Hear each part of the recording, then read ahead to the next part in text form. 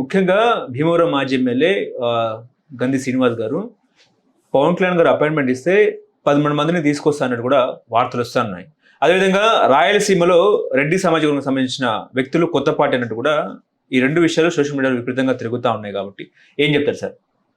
చెప్పడానికి ఉంది. ఇప్పుడు గంధి శ్రీనివాస్ అనే వ్యక్తి గతంలో పవన్ కళ్యాణ్ని ఓడించినోడు. ఏ మొహం పెట్టుకు ఇప్పుడు ఏదో మనకు వెనకాల చెప్తూ ఉంటారు చూడండి, ఇంటికి వచ్చి పెళ్లి కార్డు ఇస్తానట, చస్ నీ పెళ్ళికి నేనే వస్తానని గసిరట, వెనక నుంచి పెంకెట్టుకుని వచ్చి పెడతా ఉన్నా, కొంచెం కూర ఉంటేస్తావా, మా ఆయనకి భోజనం పెడతాను అంతట. అలా ఉంది ఎవరు.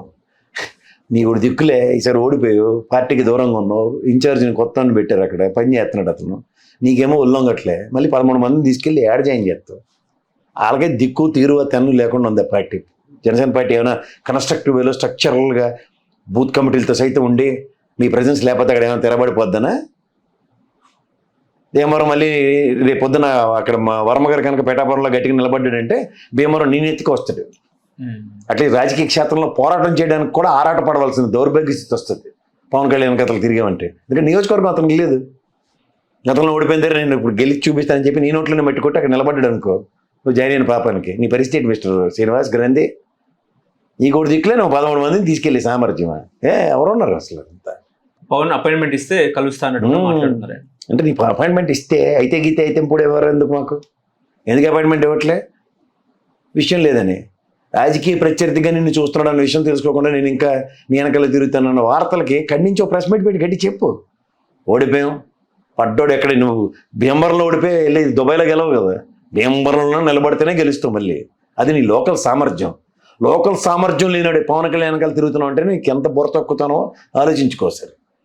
ఈ వార్త మార్కెట్లోకి రాగానే ఫస్ట్ ఇలాంటి రెస్పాండ్ అయ్యి what is this non sense, ఒకసారి ఓడిపోయాం, పవన్ కళ్యాణ్ ఓడించినోడు నేను, ఈసారి తథ్యమో ఏమవుతుందో జరిగేదానికి నా కార్యాచరణ ఈ విధంగా ఉంటుంది, నా పోరాటం ఇలా ఉంటుంది, నేను నా నియోజకవర్గ ప్రజలకి ఒక్కసారి మళ్ళీ అవకాశం ఇవ్వమని నేను గ్యారంటీగా అడగగలను, నాకు సత్తును ఉంది, గతంలో నేను చేసిన పనులు ఇవి, ఎంతమందికి నేను పట్టాభూములు ఇప్పించగలిగాను, ఎంతమందికి ఇల్లు జగనన్న కాలనీలు ఇప్పించాను. ఈ డేటాలు మాట్లాడితే అవేవిగా లేకుండా భజనలు చేసుకొని దేహి అనుకుని వెనకాల తిరుక్కుని ఏడి దిక్కుమాల రాజకీయాలు, పారాచూట్లు వేసుకుని పోవడమేనా జీవితాంతం రాజకీయాలు అంటే? కన్న తెల్లటి పార్టీలను నమ్ముకోండి, ఎవడో ఉన్న పార్టీతో చచ్చుత్తు పని చేయండి, గెలుపు ఓటములు తథ్యం. ఆ తర్వాత మహారథులు ఓడిపోయారు. నీ కెపాసిటీ ఏంటి? ఓ పవన్ కళ్యాణ్ లాంటి ఓడించినోడివి. నియోజకవర్గానికి ఇక్కడ పిఠాపురంలో వర్మ, గతంలో నీతో పాటు ఓడిపోయిన గాజువాక నియోజకవర్గం ఉంది ఆయనకి, అక్కడ చింతలపూడి గారికి అన్యాయం చేస్తే ఏమైంది? స్థానికంగా పట్టున్న మీలాంటి నాయకులు పార్టీలకు దూరం అయిపోయి నియోజకవర్గాలు లేనడానికి తిరుగుతానంటే ఏమనాలి? తెలుగు తక్కుతాను. ఆ తెలుగు తక్కుతానానికి విశ్లేషణ ఏం చేయాలా? దీనితోడు మీరు అన్నట్టు 13 మంది రాయలసీమలో రెడ్లు పడి, వీళ్ళు ఎవరన్నా ఇప్పుడున్న రెడ్లు అందరూ రాజశేఖర రెడ్డి గారి కన్నా తీసుమారు కన్నా ఆ రోజుల్లో రెడ్డి కాంగ్రెస్ పెట్టి ఆయన ఏం చేశాడు, జరిగిన పరిణామాలు ఎలా ఉన్నాయో చూసుకున్నాం కదా. ఇదే పని ప్రజారాజ్యం కూడా చిరంజీవి గారు చేసి ఏడు చేశారో చూసాం కదా. ఇన్ని కబుర్లు చెప్తాను పవన్ కళ్యాణ్ పార్టీ పెట్టి ఇప్పుడు ఏం సాధించగలుగుతున్నాడు? ఒక దయాధర్మ భిక్షలతో ముందుకెళ్ళే కార్యక్రమమే కదా.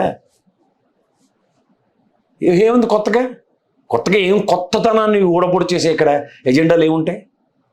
రాయలసీమ పోరాట సమితులు, ఆరాట సమితులు ఎప్పుడు నేను చిన్నప్పటి నుంచి చూస్తున్నాం.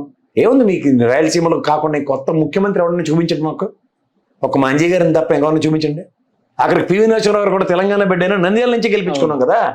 అరే ఓ ప్రధానమంత్రి, ముఖ్యమంత్రి ఎవరున్నా సరే మీ దగ్గర నుంచి వచ్చిన వాళ్ళ నుండి కూడా మీ నియోజకవర్గాలకు ఏం చేయాలో మీకు దగ్గర కార్యాచరణ లేకపోతే ఎన్ని సిమెంట్ కంపెనీలు ఉన్నాయి?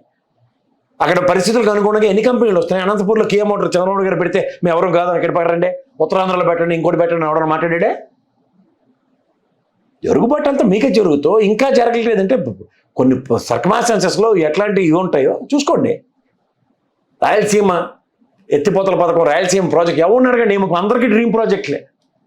139 టీఎంసీలు నీళ్ళు నిలబడినప్పుడు ఏం చేస్తున్నారో సార్ చెప్పమని ఎవడైనా? ఇవే మాట్లాడరు, కానీ పార్టీలు పెట్టేస్తారు, రాజకీయ ఆరంగేటలు, ఆరాటాలు, పోరాటాలు. రామచంద్ర యాదవ్ గారు పొంగనూరు నుంచి వచ్చాడు, పార్టీ పెట్టుకున్నాడు, బీసీ పార్టీ అని. ఎంతమంది బీసీలు జాయిన్ అయ్యారు, ఎంతమంది ఇచ్చేస్తారు? గతంలో బీసీలే ఓట్లేదు ఆయనకి. దేనికి? ఇక్కడ ఒక వేకెన్సీ ఉన్న దగ్గర లేకపోతే వ్యాక్యూమ్ ఉన్న దగ్గర దాన్ని జస్టిఫై చేస్తామని రండి. లేదా సామాజిక వర్గ పరిరక్షణలు ఈ విధంగా జరగట్లేదంటే రాజకీయ పార్టీ ఒక సామాజిక వర్గ పరిరక్షణ ఎజెండాతో ఎవరో పుష్టీకరిస్తారు మిమ్మల్ని. అలా తోక లేకుండా ఏది పడితే అది ఈరోజు చూడండి అడ్డ మీద కూలీలు ఉంటారు, ఈరోజు ఇసుక తట్ట ఎత్తుకుని, ఓ రోజు పేడ తట్ట ఎత్తుకుని, ఓ రోజు మట్టి ఎత్తుకుని తిరుగుతుంటారు. అలాగా ఏంది ఇది? అరే ఉన్న ముఖ్యమంత్రి రాయలసీమ నుంచి ఉన్నాడు. ఇప్పుడు చంద్రబాబు గారు అయినా వేరే ప్లానెట్ నుంచి వచ్చినా, మీరు రాయలసీమ అయినా చిత్తూరు అయినా అడగండి. ఎస్, ఇది రాయలసీమకు కావాల్సినవి. దీనికి ఏ ముఖ్యమంత్రి చేయట్లే, మీరు చేసి చూపించండి అన్నాడు. జగన్మోహన్ రెడ్డి దగ్గరికి వెళ్ళండి. నువ్వు ఇన్నాళ్ళు గత 5 ఏళ్ళ పాటు మమ్మల్ని ఉద్ధరించో కదా, ఏం చేయలేదు కదా, ఇవ్వు చెయ్యి అని అడగరట. ఏంది ఇంకంతకన్నా? గత ప్రభుత్వంలో 2200 మంది ప్రజలకు సచివాలయం పెట్టినప్పుడు రాయలసీమలో ఎక్కడ పెట్టలేదా? ప్రతి దగ్గర ఒక prospective growth in every 5 years 10 years of respective government చూపిస్తూనే ఉన్నాయి కదా. ప్రాస్పర్ అవుతున్నారా లేదా అన్నది మీరు చూడండి.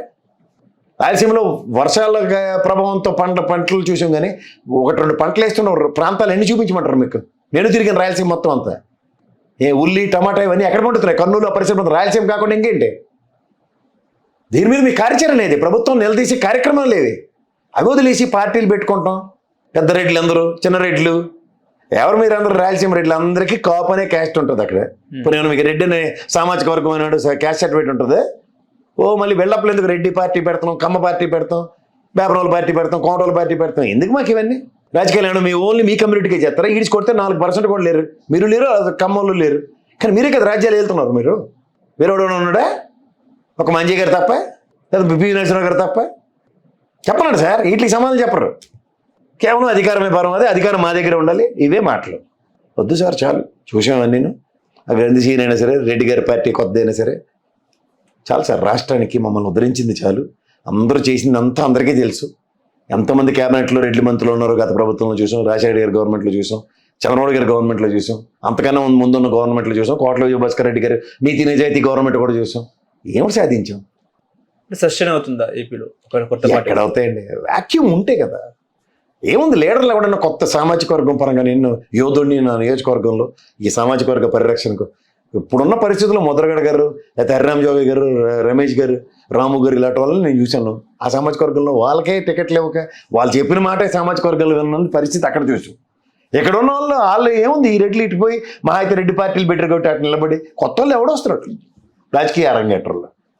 టికెట్లు రానోళ్ళు, సీట్లు రానోళ్ళు, ఆ పార్టీ మీద విభేదించే వాళ్ళు ఎవడొచ్చి నిలబడిపోతే ఎవడకొద్దరు వాళ్ళు? అవే మోకాలు కదా. ఇప్పటిదాకా నువ్వు ఏం చేసావు అని ప్రశ్నకి సమాధానం చెప్పి రమ్మనండి ఇటు పక్క.